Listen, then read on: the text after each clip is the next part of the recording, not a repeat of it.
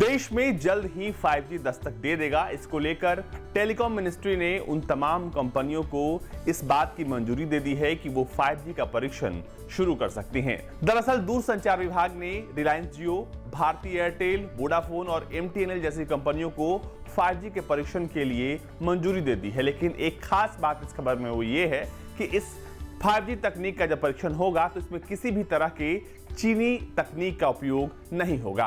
दूरसंचार विभाग की तरफ से जारी बयान में 5G परीक्षण के लिए स्वीकृति दूरसंचार गियर विनिर्माताओं की सूची में एरिक्सन, नोकिया, सैमसंग, C-Dot और रिलायंस जियो की स्वदेशी रूप से विकसित इकाइयां काम करेंगी।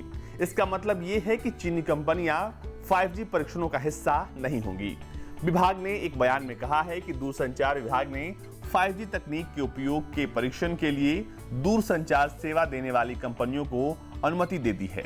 इसमें Bharti Airtel, Reliance Jio Infocomm Limited, Vodafone Idea India Limited और MTNL शामिल है। इससे पहले भारती एयरटेल और वोडाफोन ने चीन के हुआवेई कंपनी की तकनीक का उपयोग कर परीक्षण करने का प्रस्ताव पेश किया था।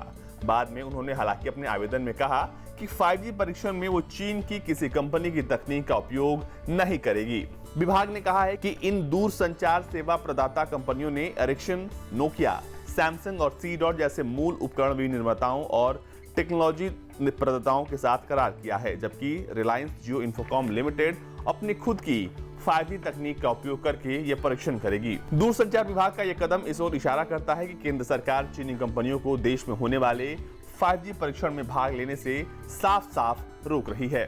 बयान में कहा गया है कि टेलीकॉम कंपनियों के विभिन्न बैंड में प्रयोगात्मक स्पेक्ट्रम का उपयोग करने की अनुमति दी गई है। इसमें मिड बैंड 3.2 गीगाहर्ट्ज से लेकर 3.67 gigahertz, millimetre wave band 24.25 gigahertz से 28.5 गीगाहर्ट्ज और उप गीगाहर्ट्ज बैंड 700 गीगाहर्ट्ज तक शामिल है। विभाग ने कहा है कि दूरसंचार ऑपरेटरों को 5G परीक्षणों के संचालन के लिए अपने मौजूदा 800 मेगाहर्ट्ज से 900 मेगाहर्ट्ज, 1800 मेगाहर्ट्ज और 2500 मेगाहर्ट्ज स्पेक्ट्रम का प्रयोग करने की अनुमति दी जाएगी। मौजूदा समय में परीक्षणों की अवधि 6 महीने की है।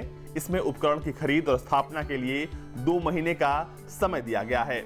इसके अलावा अनुमति पत्र में यह साफ किया गया है कि दूरसंचार कंपनियों को 5G परीक्षण शहरी क्षेत्रों समेत ग्रामीण और अर्ध शहरी इलाकों में भी करना होगा, ताकि 5G तकनीक का लाभ केवल शहरों में ही नहीं बल्कि देश भर में उठाया जा सके।